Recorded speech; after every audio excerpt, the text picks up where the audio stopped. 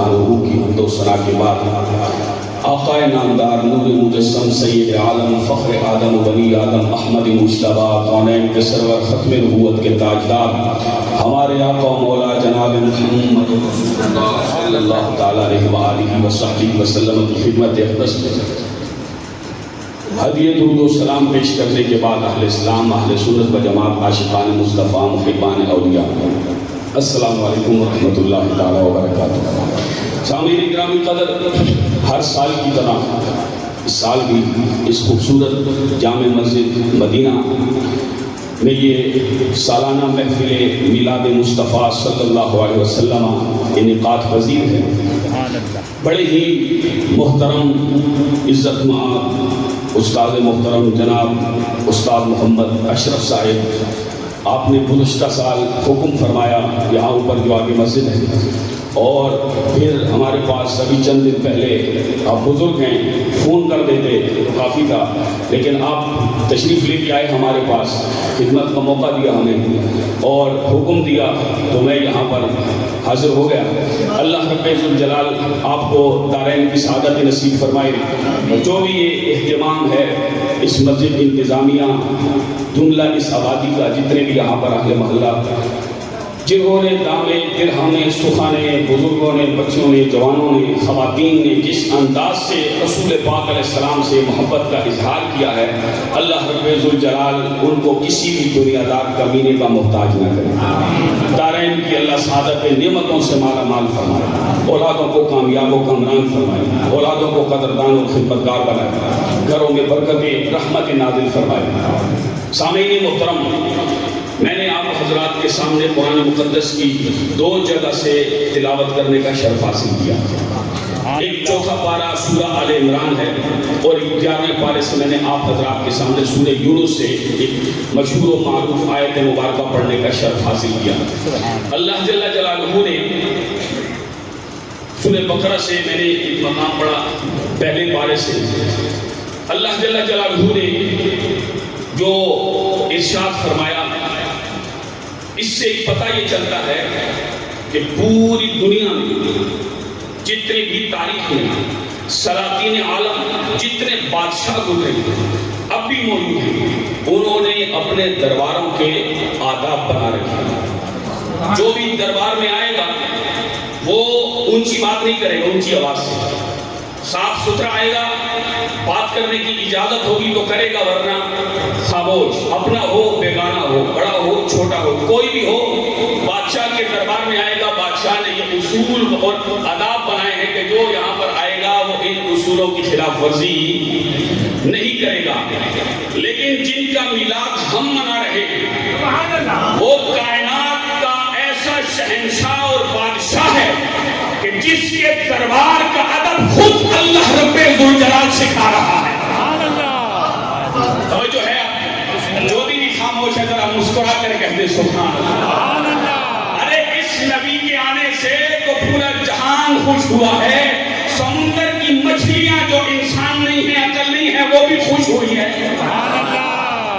تو انسان کیوں نہ خوش ہو، مسلمان کیوں نہ خوش ہو، جس کی پہچان ہی ذات محمد مصطفیٰ کی ہے۔ تو آپ سب یہ جو بھی یہاں پر جتنے آئے ہیں، یہ دنیا داری نہیں ہے، یہ رسم رواج، کیونکہ مسلمان کا وقت یہ ٹائم پاسی کے لیے نہیں ہے۔ جو بھی اپنا کام کرے گا وہ فقط اللہ اور اس کے رسول کی رضا کے لیے۔ یہ آج کر رہے ہیں، یہ انشاءاللہ کل قبر میں بھی کام آئے گا۔ اس نیت سے، اس ثواب سے ہم لوگ بھی آتے ہیں، تبلیغ کی نیت سے، اللہ اور اس کے رسول علیہ السلام کا ذکر کرنے کی نیت سے۔